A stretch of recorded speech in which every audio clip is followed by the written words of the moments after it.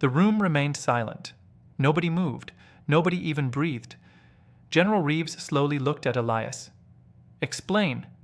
Elias didn't answer immediately. His eyes remained fixed on the stars beyond the command center window. Finally, he spoke. 7 years ago. I wasn't a soldier. I wasn't even part of Earth's military. I was recruited by a civilian research program. Captain Naomi frowned. "What kind of research?" Elias answered quietly. "They were searching for people who solved problems differently, not stronger, not faster. Differently. Back then, Earth had secretly intercepted an alien escape pod drifting beyond Neptune.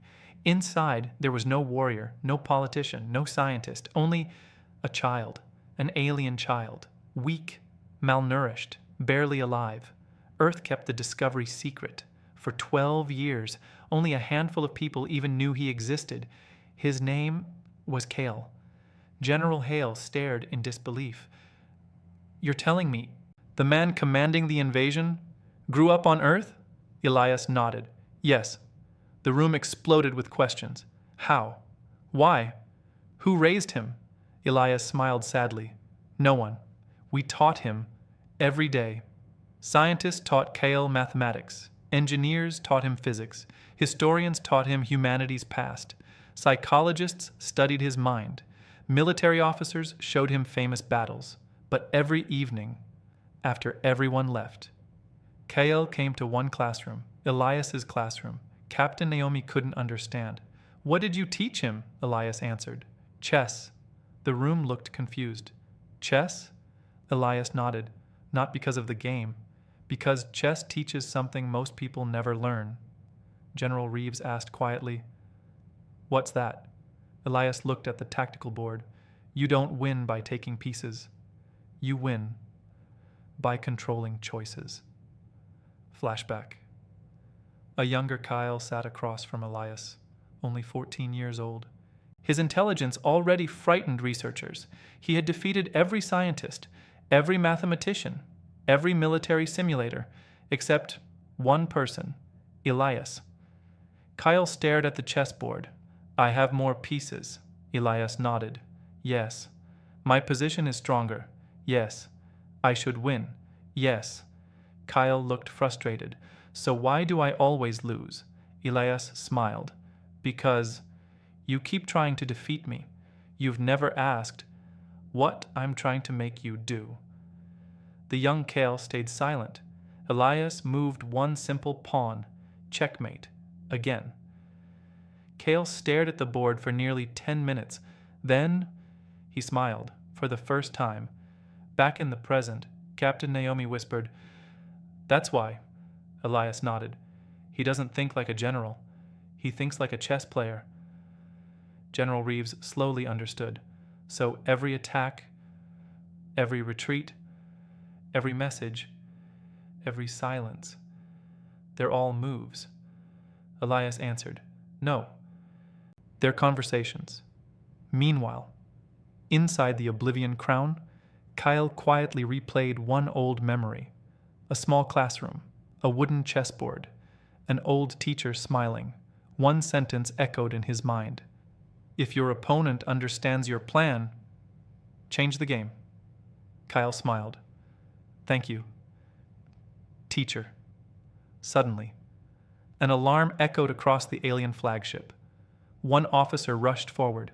"Supreme Strategist, we've detected a human transmission." Kyle looked surprised. "They're contacting us?"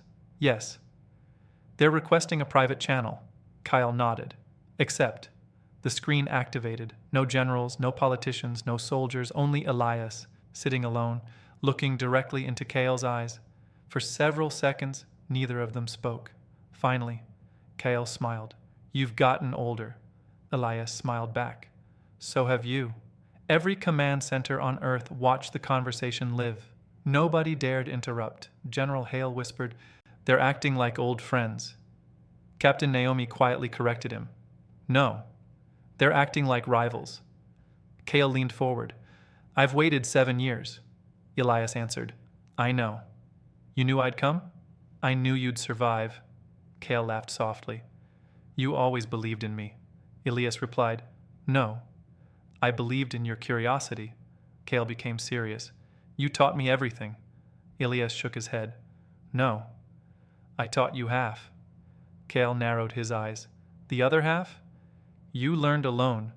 A long silence followed. Then Kale asked the question everyone feared. Teacher, if you knew what I would become, why didn't you stop me? Elias answered instantly. Because intelligence is never evil. It only magnifies the choices people make. Kale looked away, almost disappointed. You still think people choose? They do.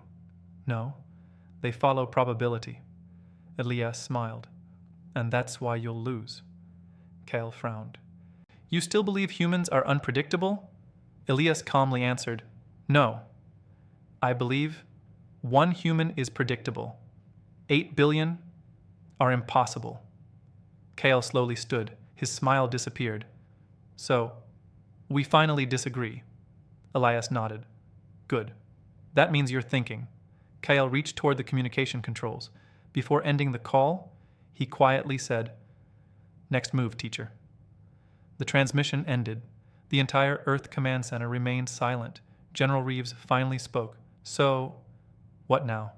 Elias looked toward the tactical map. Hundreds, then thousands, then tens of thousands of new red signals suddenly appeared around the solar system. Not ships, not weapons, tiny objects. Captain Naomi whispered, What are those? Elias's expression changed. For the first time since the war began, he looked genuinely worried. He quietly said, Chess pieces. General Reeves frowned. What?